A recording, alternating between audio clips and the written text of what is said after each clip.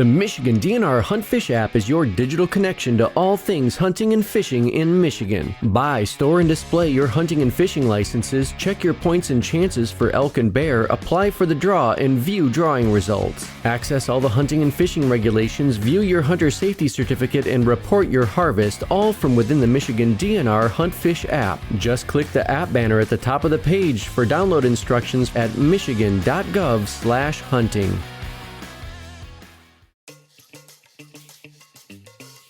You know what that sound means. It's time for the Michigan DNR's Wildtalk Podcast. Welcome to the Wildtalk Podcast, where representatives from the DNR's Wildlife Division chew the fat and shoot the scat about all things habitat, feathers, and fur. With insights, interviews, and your questions answered on the air, you'll get a better picture of what's happening in the world of wildlife here in the great state of Michigan. Hello, wildlife enthusiasts, and welcome to the wintry edition of the Wildtalk Podcast. This is your host, Rachel Lincoln, and returning to join me today is the man who keeps the dialogue witty and our audio sounding smooth, Eric Hilliard. Smooth audio should be the goal every time. Can you believe that this episode is the last episode of 2023? It's the end of season 6. Isn't that incredible? Next month is 2024. I love the sound of 2024 for some reason because it's such an even number in the middle of a decade. It's just like a very pleasing round number to me. Did you watch the show 24 when it was out? Oh, I did. I grew up on Jack Bauer. I bet you that's probably why you're having an affinity with 2024. Could be. It was the show my parents watched, and I wasn't quite allowed to watch it, but like sometimes I could get away with staying up a little extra late to catch a few minutes of it. So maybe there's some weird nostalgia wrapped up into it. But either way, I look forward to next year. I didn't even watch the show in 24. Like when I say 2024, that's what pops into my head is that show. Hopefully it'll be a good year for the podcast. Yeah, I think season 7, I foresee good things on the horizon. Our listeners should definitely keep tuning in. Well, it is a wintry month, so it only seemed right to talk about wintry topics, such as what the heck birds are doing right now who don't migrate during the winter time.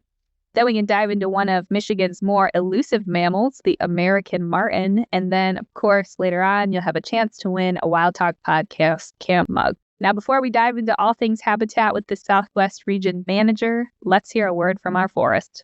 Trees provide for the well-being of our state. That's why we work so hard to keep our forests healthy and abundant, so wildlife has a home. And so do people, so that there's clean air and water for everyone. And so Michigan's economy can be as strong as the trees that support it, because every branch of forestry ensures that future generations will always have a tree for life and forests for a lifetime. To learn how sustainable forestry benefits your life, visit michigan.gov/forests for a lifetime.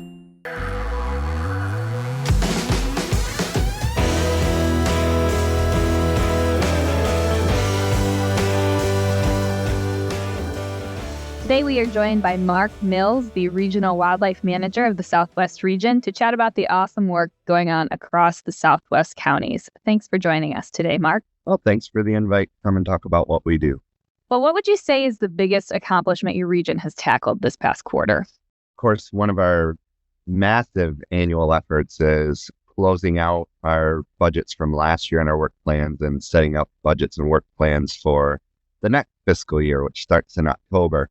It's hard because funds are always variable. You never know what is going to be available to us. And the staff just continue to find ways of being creative to apply those funds to the ground to get the maximum benefit for wildlife, especially on state game areas.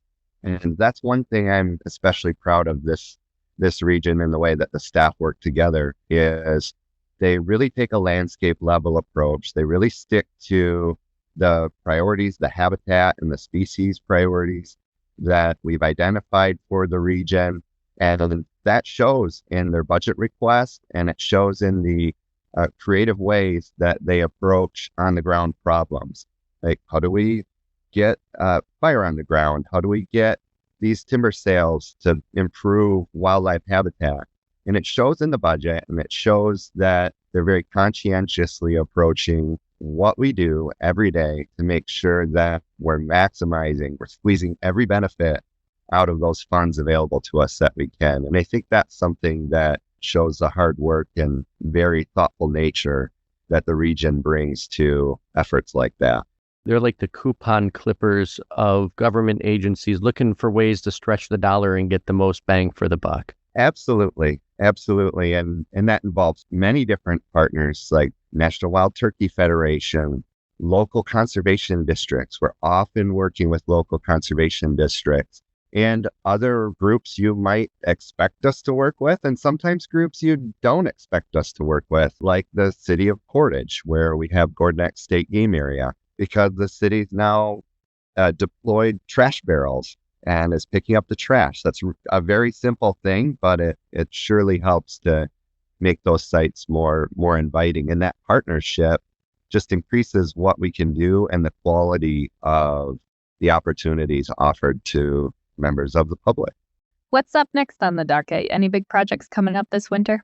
There's a few projects coming up, and it may seem like a weird time to be going to bid on large projects, but we're finding that you have to hit the market early or you miss the boat and prices go up. So again, talking about staff being conscientious, we have spent considerable effort to move some projects forward on some sites, especially waterfowl areas.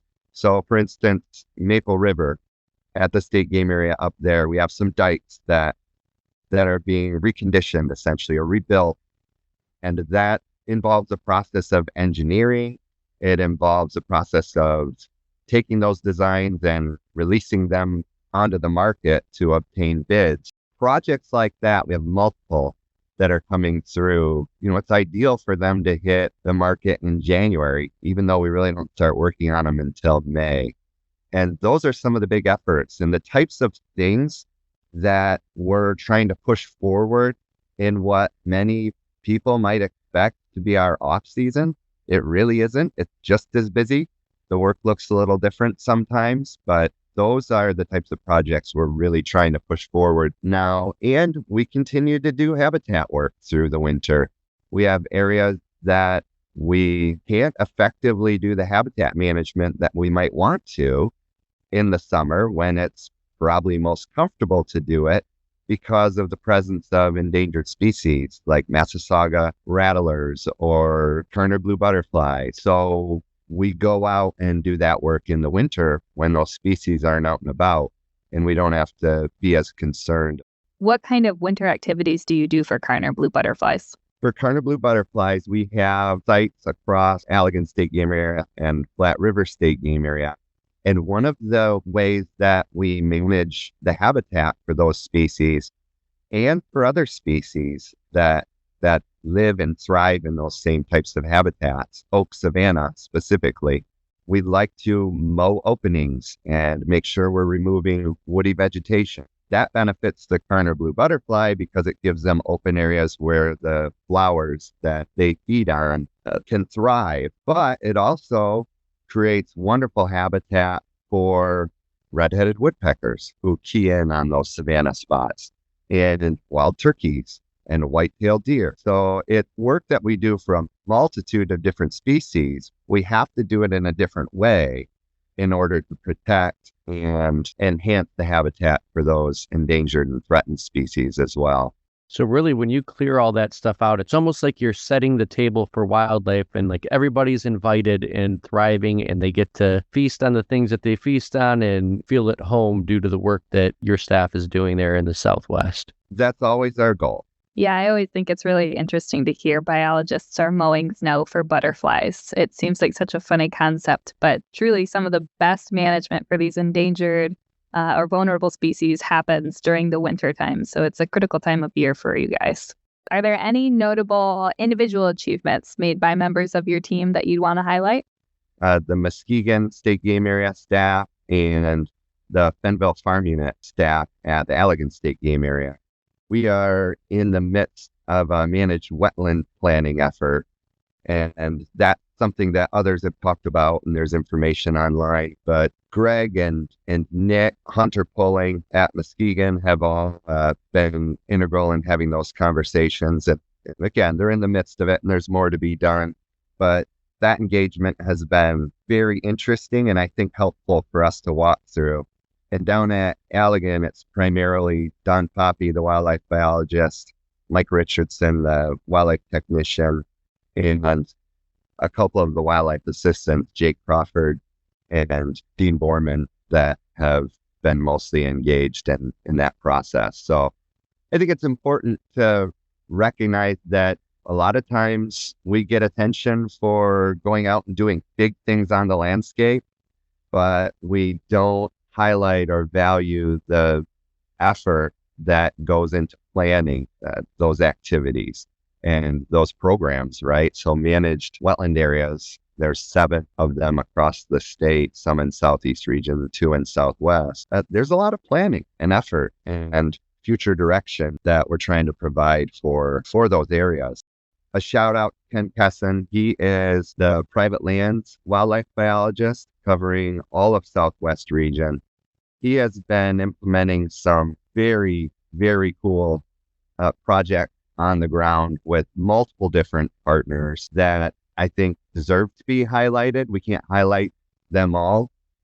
Some of them are more traditional style projects, grassland installations, and he's been the point on that for the region. To other projects, like a property that's surrounded by neighborhoods in Kalamazoo that's owned by a church, that the church just had a heart for wanting to restore that habitat and open it up to their neighbors to use because there was no park nearby. And so Ken has been instrumental in assisting that effort to provide a native landscape for over 1,000 homes to help enjoy in partnership with those property owners. That's really cool. It's not something that is typical that we've done in the past, but Ken grabbed onto it, saw the vision, and has helped to see that vision through.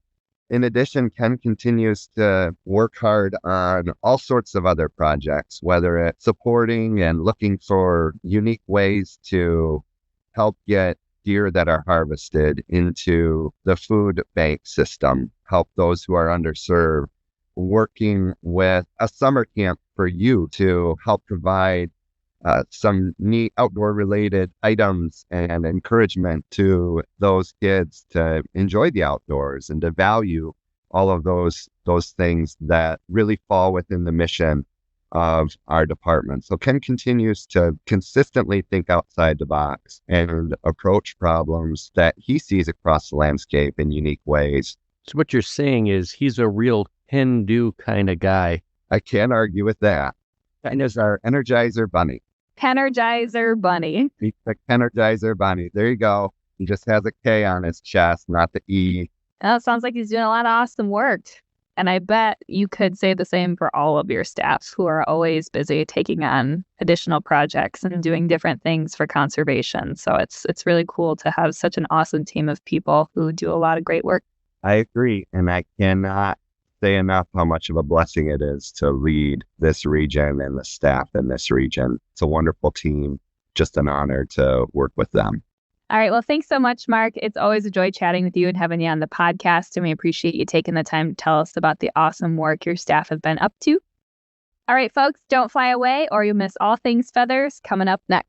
There are many camping and lodging opportunities available in Michigan state parks. When you choose state park campgrounds, you get more than just a campsite. State parks offer a diverse range of recreational opportunities including hands-on instructional classes, nature programs, places to fish, boat launches, family-friendly events, and much more. Reservations can be made 6 months in advance, so why wait? Visit midnrreservations.com or call 1-800-44-PARKS to make a reservation.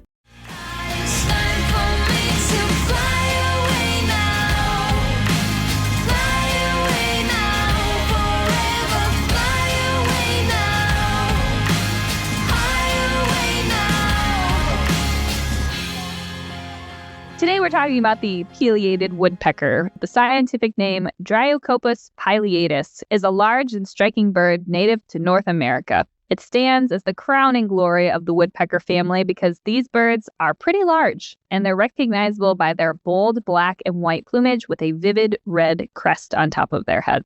It's kind of like the big brother of all the other woodpeckers. There is some debate over what to call this woodpecker.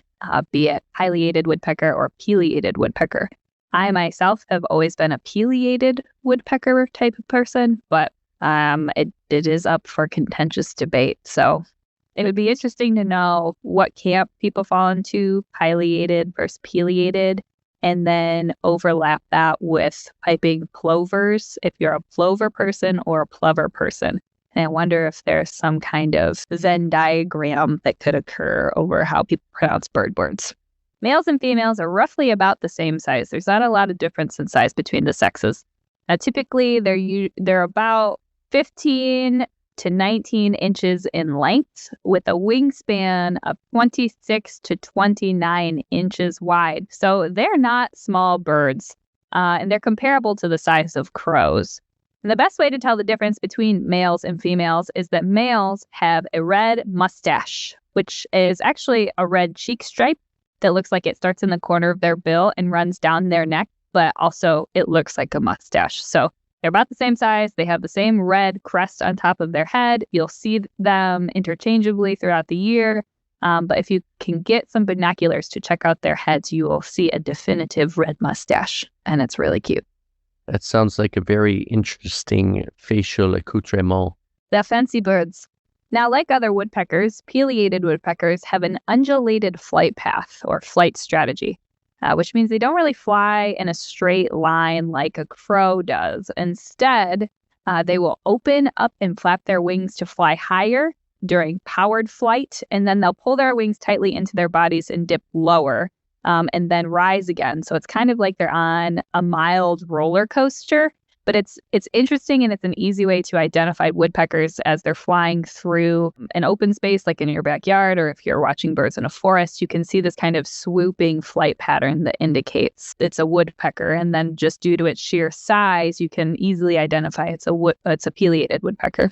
Pileated woodpeckers are mostly found in forest, though the forest can be evergreen or deciduous or a mixed type of forest as long as there are large dead trees or downed trees. These dead trees are an essential item for woodpeckers because you can think of them as a woodpecker bed and breakfast, as these birds will both eat and live within these dead trees. And so it's a necessity to have them in the area for woodpeckers. Male pileatids will excavate the nest cavities, and females will help a little bit more towards the end, but they're the primary nest builders for the pair. And the entrance hole to their nest tend to be oblong rather than the circular shape as most woodpecker holes are, and they're fairly large. So you can tell there's a pileated woodpecker in the area based on how large and oblong these holes are. And for the finishing touches for their nest cavities, the bird will climb all the way into the hole and chip away at it from the inside. And then periodically, the adult will pick up several chips from the inside of that cavity into its bill and toss them from the cavity entrance. And so occasionally you can see them building their nests, not by hearing them or observing them with your eyes, but you'll see large wood chips falling onto the forest floor while they're excavating out their cavity. This nest construction can take 3 to 6 weeks, and these nests are rarely reused in later years.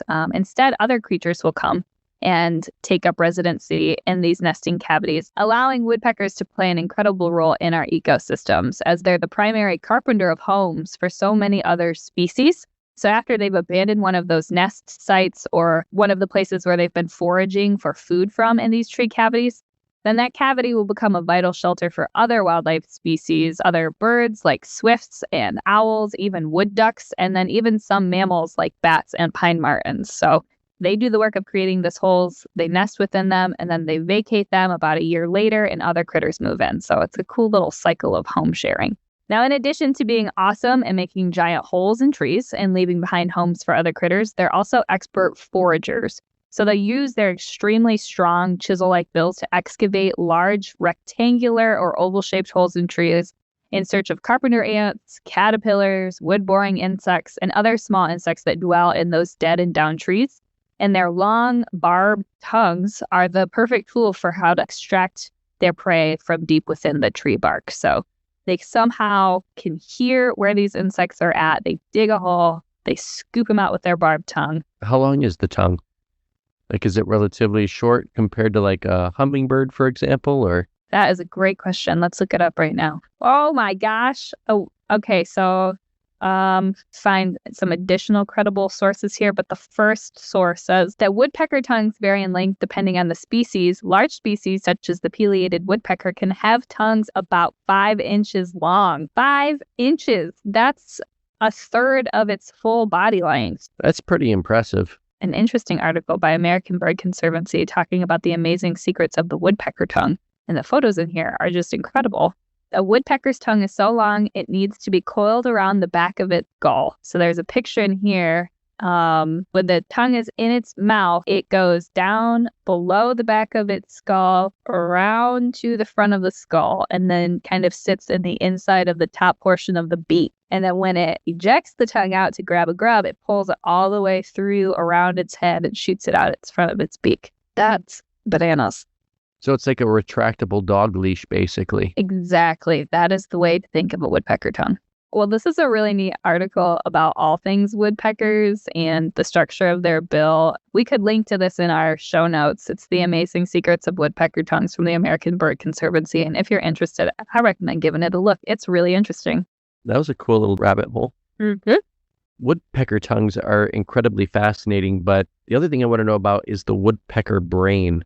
I mean, I know if I moved my head as fast as woodpecker heads move, and if I was smashing the front of my face into something like wood while moving that quickly, I feel like my brains would get scrambled inside of my skull.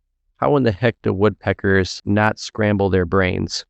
Yeah, that's a great question. And your brain would be scrambled. So interestingly, not only is smacking their beak against a hard surface seems like it would be super painful, but the sheer amount of force that the head endures is a whopping 1,500 G-force unit.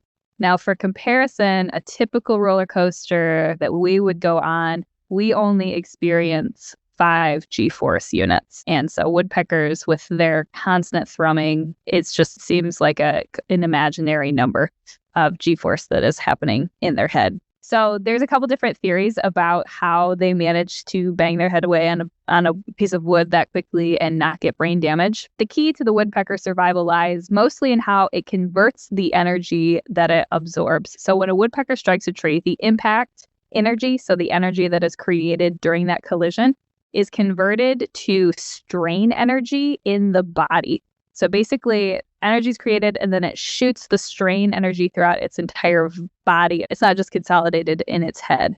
And too much strain in the head can be catastrophic. But the woodpecker's incredible anatomy, which includes a specialized beak and skull, will redirect 99% of that strain energy into the rest of its body instead of its head. As if that's not interesting enough, the small amount of strain that is left within the head is quickly dissipated in the form of heat.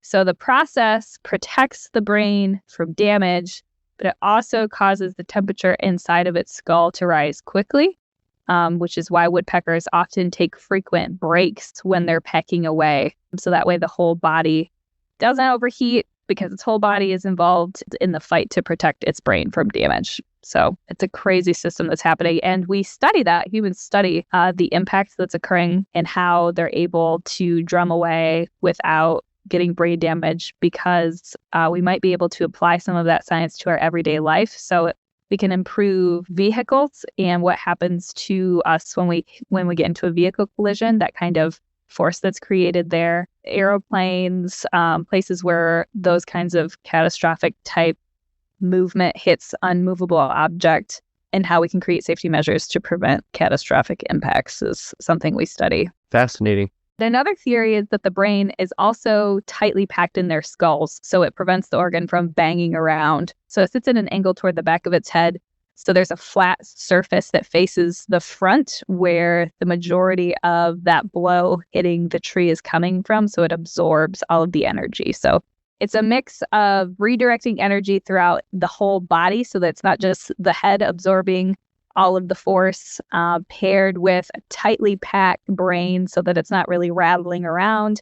And then there's also potentially a flat surface at the front of the head to absorb that remaining force. Really interesting little structures they've got going on. Now, these birds are truly magnificent, and you can spot them in forested areas. And you can also help them. There's some things you can do to help woodpeckers as well as bats and owls and small mammals and a whole other slew of insects and pollinators by leaving those mature or dead trees standing in places as long as it's safe for them to do so.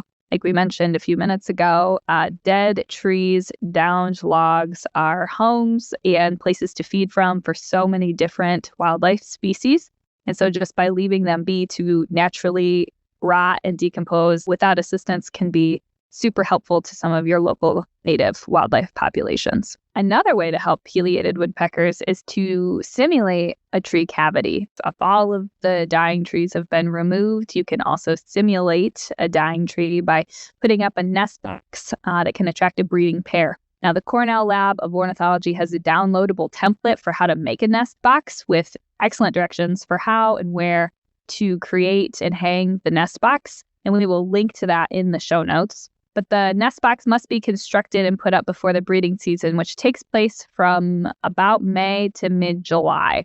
While I was reading the instructions, I did have to laugh, though, because I found it really interesting that after you build and install the nest box, you have to completely pack the box full of sawdust and tamp it down because woodpeckers like to excavate their own nest cavities. So you build it, but then there's still an element of they have to excavate it themselves in order to feel comfortable living there. I don't know. It's not like if you build it, they will come situation. They have to do it themselves in order to live there. You know what that reminds me of is the old cake mixes. Like when they first started making cake mixes, all you did was added water to the mix, beat it up, throw it in the oven. And people wouldn't buy it because they basically had powdered eggs in the cake mix. So what they did was they took the powdered eggs out and then they made it, oh, you got to add some eggs to this. And because people felt like they were baking more by adding an egg, like then it started selling like hotcakes. It's basically like the cake mix of the woodpecker world. Only for them, instead of adding eggs, they have to remove the sawdust that you threw in there. Yeah, I thought it sounded a little silly, but then maybe that's it. Maybe they do need to feel like they worked to create this nest cavity, or maybe if you put it up there all ready to go, other species will move in before the pileated woodpeckers get in there. I'm not sure, but I found it to be a really silly fact. So if you do build a nest box, make sure you get some sawdust and extra shavings and pack it full so that you have optimal chances of finding a nesting pair. Now, these woodpeckers are found year-round in Michigan. They do not migrate. So during the fall, we may hear them chiseling out roosting cavities that are snug little hollows where they will shelter during cold winter nights. And their winter overnight shelters are often within about 6 feet of the ground. So they're much lower than a nesting cavity, likely so that they don't have as much wind or cool temperature changes because they're closer to the ground. But it's interesting, they're one of the few birds that will change the locations of where they will roost overnight to survive through the winter months better. Those same woodpeckers will live in those same roost holes nightly, and they may use it all winter long. But in addition to winter nesting cavities, they also are a sturdy bird, and they are well insulated and pretty well equipped to endure these winter conditions. So in the cold months, they do rely on the same foraging skills that they honed in during the warmer season to find insects that are hidden within tree bark. And that adaptability is pretty crucial to their survival because it showcases the resiliency of woodpeckers in the face of these winter conditions. So they're remarkable birds, and they're here year-round, so they're a great bird to go watch during the winter time. There are also a lot of really excellent other birds to watch this winter, including some that are only here for the next couple of months. So as Michigan welcomes many new visitors from the north, you'll want to get out and do some winter bird watching. And one place that provides some awesome information about what birds to expect and what birds to look for is the winter finch forecast provided by the Finch Research Network. And they predict what finches are going to be here and where they're going to be. A winter finch forecast predicts that purple finches, common and hoary redpolls will also arrive. Pine siskins and the nomadic white-winged crossbills will move through the region this winter. And as crops of berries and seeds and cones deplete throughout the wintertime, we could see some later movements of the evening grosbeaks, pine grosbeaks, and red crossbills into the Great Lakes region, though most of those movements will likely occur west of Lake Superior. These birds depend on cone and berry crops of the boreal forest for food each winter, and when there is not enough food, which is up north of Michigan is where we would be talking about, they will migrate outside of their usual wintering grounds. And this unusual migratory movement is called an eruption, which will bring the northern finches south into lower Ontario, the Great Lakes, and beyond. Now, these eruptions don't happen every year, which makes winter finch sightings this year particularly magical. And if you're interested in learning more about how to identify these birds and read about where to expect finches, then I recommend you check out the Snowbird article that we're going to plug to in the show notes, and also read the winter finch forecast, because a lot of good bird information, good opportunity to get outside this winter to go see really pretty birds. I hope you've enjoyed this deep dive into pileated woodpeckers and get a chance to get outside to see some winter birds this year. You want to stay tuned. Next up is All Things Fur. Find a new fishing spot. The Family Friendly Fishing Waters map shows family-friendly fishing locations across the state that are easy to access and have a high likelihood of catching fish. You can filter locations by what type of fish you want to catch or whether you want to fish from a boat, a pier, or the shore. You can even filter by amenities like swimming availability and restrooms, as well as entry fees that may apply. To find out more, click on Family Friendly Fishing Waters at michigan.gov/fishing. Try to catch me howling at the moon.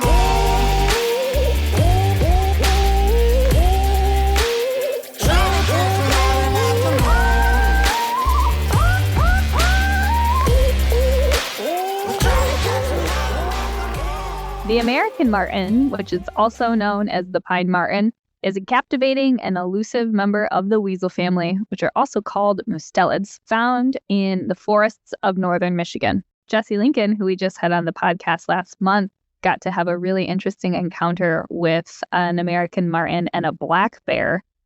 He was doing some of his survey work where those two species overlap, and he spotted a black bear on the ground and an American marten in the tree above, the black bear chirping away at it like they were best friends, just having a conversation. If you approach them to be their third friend, do not recommend.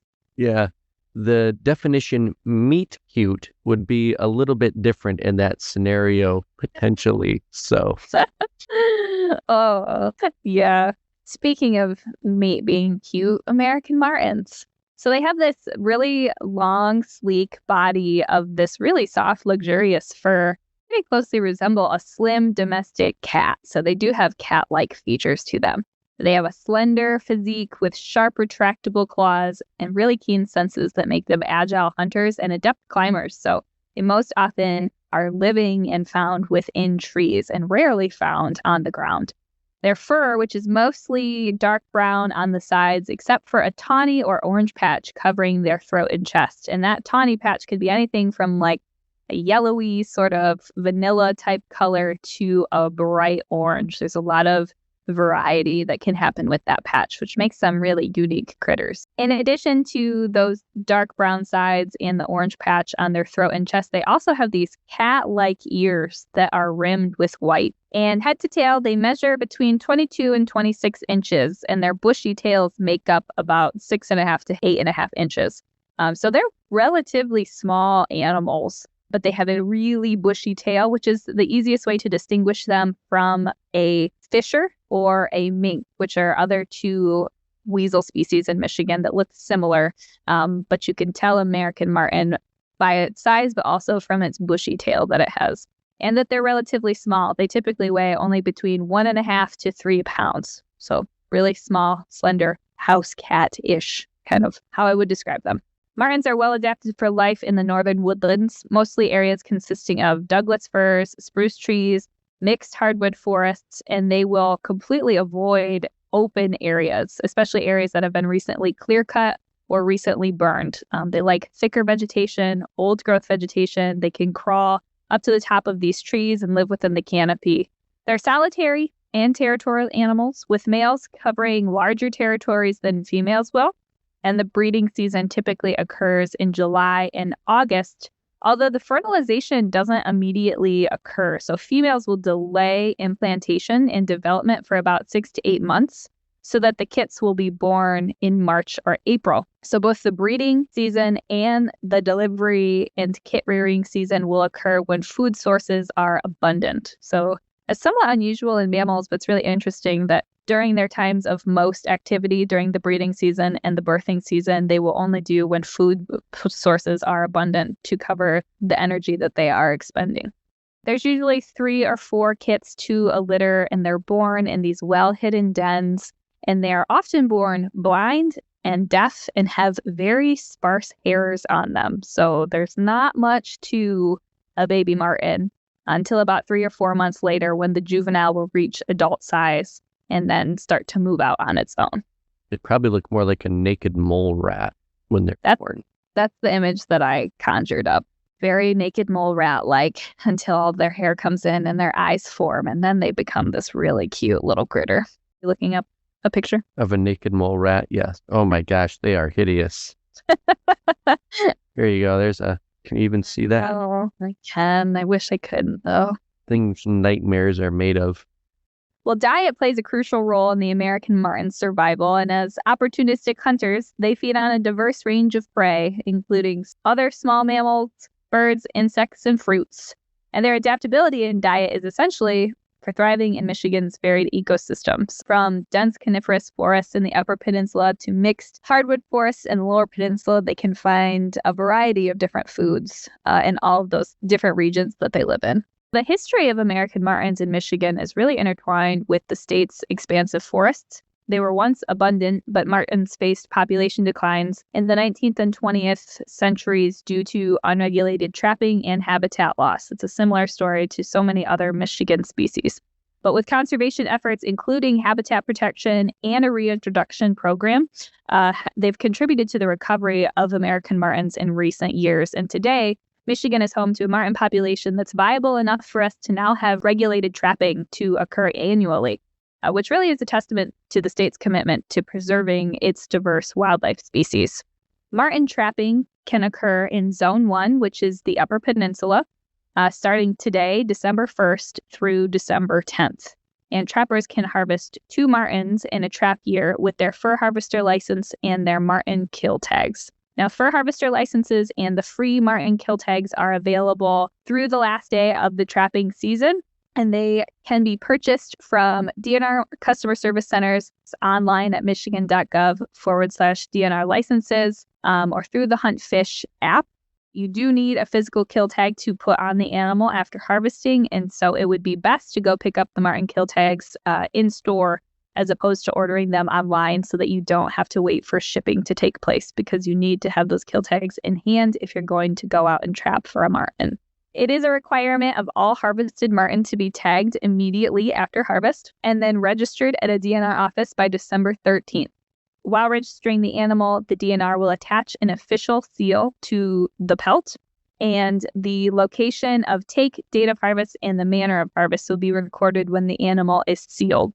The skull will also be collected to determine the sex and the age of the specimen. So that's why we collect that information. It just helps to understand the marten population and how to provide best management for it moving forward. I know that the seal is just a tag with information that we put on it, but when you talk about us placing a seal on the marten, I just love to visualize like an actual seal, like a biologist hauling in a seal and like laying it on top of the marten ceremoniously.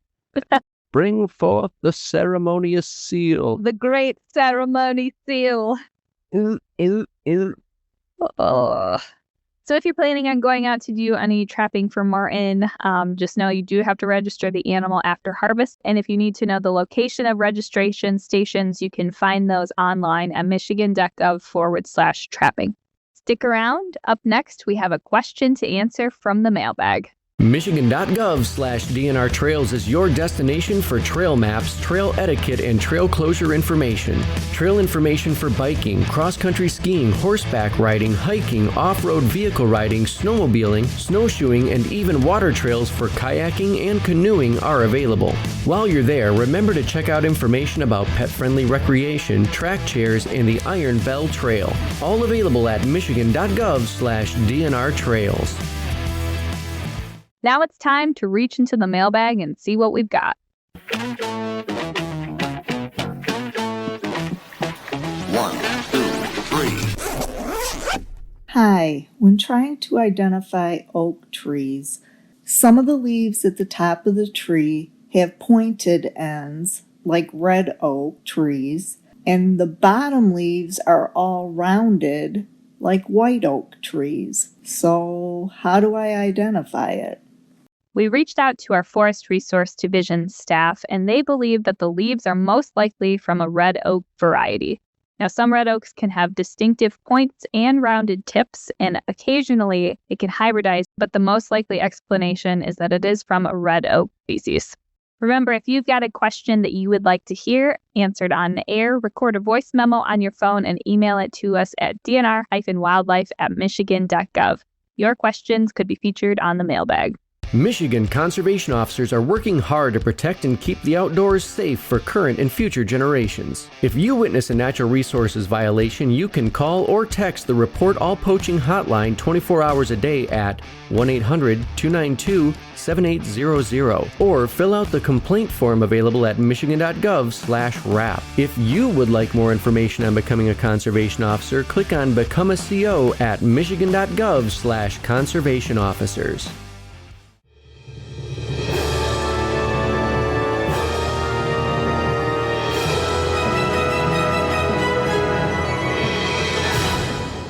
Now is your opportunity to win a Wildtalk Podcast Camp mug. As a thank you to our listeners, we'll be giving away a mug or two every episode. Our November mug winners are Denny McMahon and Aaron Gasper. Check your email as we'll be getting in touch with you soon. They answered the question, how many miles per hour can an adult moose run? The answer is 35 miles per hour.